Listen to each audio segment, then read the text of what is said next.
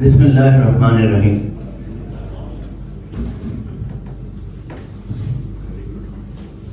हैरान होके देखती है फिर हवाएं तुंदो तेज, हैरान होके देखती है फिर हवाएं तुंदो तेज, धीमी लौ का ये चिराग कैसे जलता रह गया।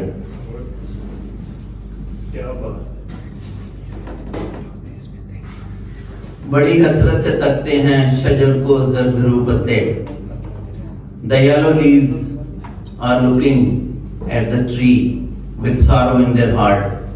बड़ी हसरत से तकते हैं शजर को जर्द पत्ते, शजर तो पूरी कर लेगा पत्तों की कमी फिर से। The tree will make up the deficiency, but the leaves are gone forever. So our topic is OCT-A, OCT-based angiography, an emerging modality. OCT-Angiography is a non-invasive imaging technique of the retinal and choroidal vasculature and microvasculature. OCT-A uses the principle of motion contrast for the detection of blood flow. So by scanning at a very high speed, it is able to detect the difference because of the flow of the RBCs, rapidly moving particles.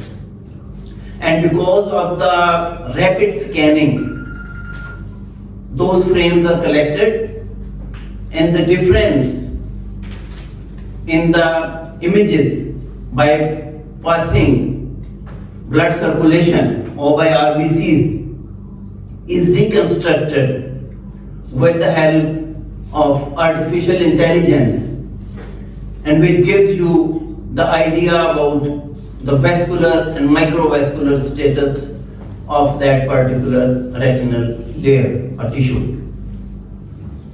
As you can see, the RBCs are flowing at a rapid structural B scans are performed, and then they are reconstructed to give you the angiographic simulation rather.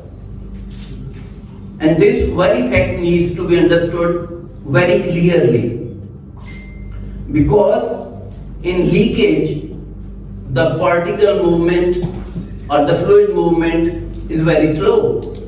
So that's why the active leakage is undetectable by OCTA, and we derive the information about the leakage by corresponding B scan images of that area.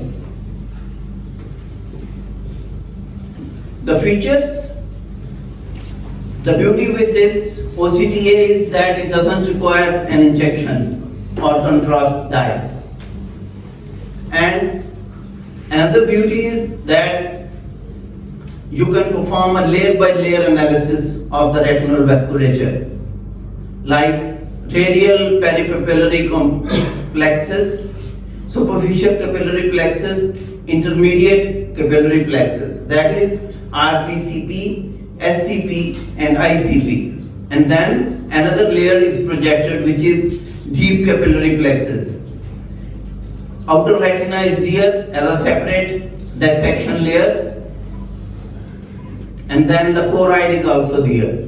You can see a composite 3D image, you can see a composite overlapping image, and as well as again artificial intelligence and beauty of the software, there is a technique of segmentation. You can examine on your PC if you have time all these layers one by one, removing one layer from the other layer and examining that layer in isolation, as you can see here, this is the superficial capillary complex, and as you dissect it off, you are directly looking at the deep capillary plexus complex. And as I already mentioned, the leakage will not be depicted in OCT-A because of there is no motion, so the scans are not able to detect the difference that accurately. The acquisition time is shorter and it provides a quantitative analysis and it provides 3D images and it provides the advantage of segmentation of the individual layers as well. In ischemia evaluation, here is the OCT-A of one patient with sickle cell maculopathy. You note that while the superficial capillary plexus is relatively preserved in this frame, the deep capillary plexus show areas of ischemia temporal to the fovea. So this is the beauty of OCT-A, that you can examine the layers one by one, but again you need to spend time, you need to learn your own machine, how to do that. Better visualization of CNV. Here are two overlapping images. One is from fundus fluorescein angiogram, the same patient with OCT-A. The fluorescein angiogram image of a large mature fibrovascular front is masked because of the superficial scarring, whereas in OCT-A, the image which is overlaid, you can examine the whole choroidal vascular membrane in great detail along with its well demarcated feeding vessels.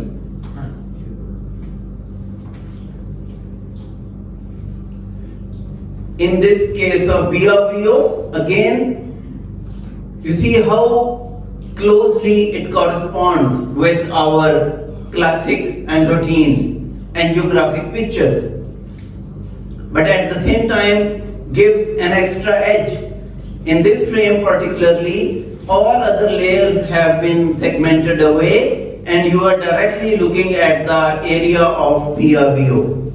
And about the intraretinal and subretinal fluid accumulation, you can have indirect information by corresponding B scans.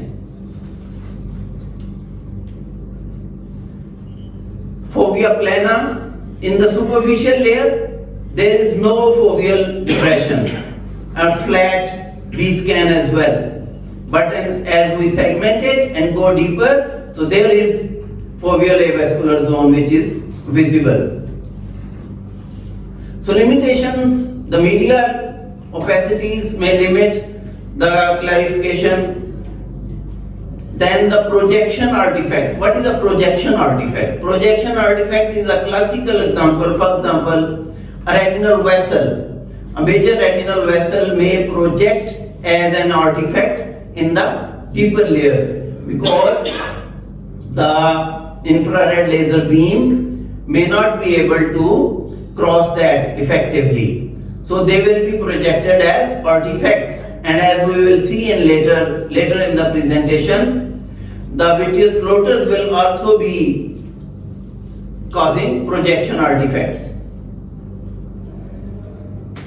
And this is extremely motion sensitive, so you need quite a bit of cooperation from the patient.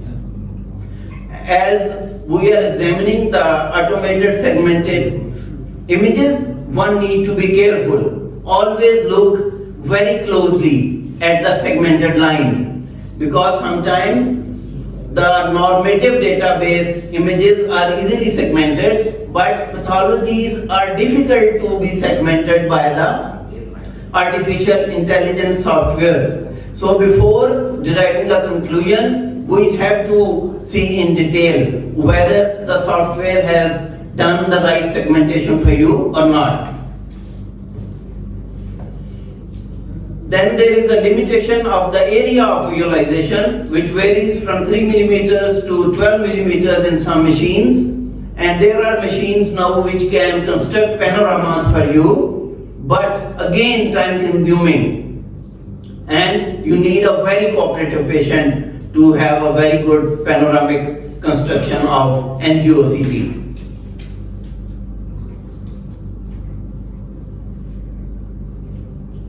Here is a vitreous floater which is causing a projection artifact, and you can see in the B scan that the vitreous floater has caused a shadow or masking throughout the scans of the layers of the retina.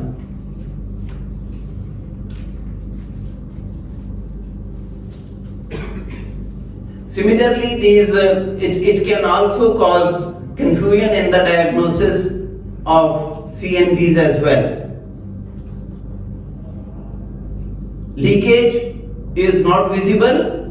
As I mentioned, you can indirectly deduce about the amount of leakage by corresponding it simultaneously with the B scan. As you can see, intraretinal accumulation of fluid in this case. And here is a segmentation has been performed, and you see this purple line, it is dipping right here. So the software was not able to segment it properly. As we correct the segmentation error, there is no such lesion seen in this slide. So clinical applications, we have already know all the vascular lesions can be interpreted. I am using NIDEC OCT in my own clinic. It's a very good machine. And here is a case of BRVO with macular edema, and always interpret these findings with the corresponding B scan images. This is a CNV in a case of histoplasmosis, and this is a beauty of layer by layer examination of the retina. This was before the treatment, and this is after the treatment. Similarly, here is the areas of ischemia which are jet black, as we see in cases of FFA. And at the same time, we have the beauty of interpreting them along with B scan images. To summarize, the OCTA is a novel modern modality which has really added to medical retina diagnostics, but as always, the modalities, the inventions, the new things generally complement. They seldom replace each other. So fundus fluorescent angiogram has got still a value, and as always, the panoramic view of the clinical findings, right from the visual acuity and history and clinical examination and different tests, they should complement each other to reach a final accurate diagnosis and conclusion. हुआ रुखसत दिसंबर भी आया जनवरी फिर से, बहुत महसूस होती है हमें तेरी कमी फिर से. These verses I wrote in memory of my brother, younger brother, who departed from us last year. उफुक पे धुंध है इतनी कि कुछ भी ना सुझाई दे, उमड़ आई है आंखों में यादों की नमी फिर से. बड़ी हसरत से तकते हैं शजर को जर्दरू पत्ते, शजर तो पूरी कर लेगा पत्तों की कमी फिर से. Thank you very much for your attention. Mazhry साहब, I just wanted to add one thing.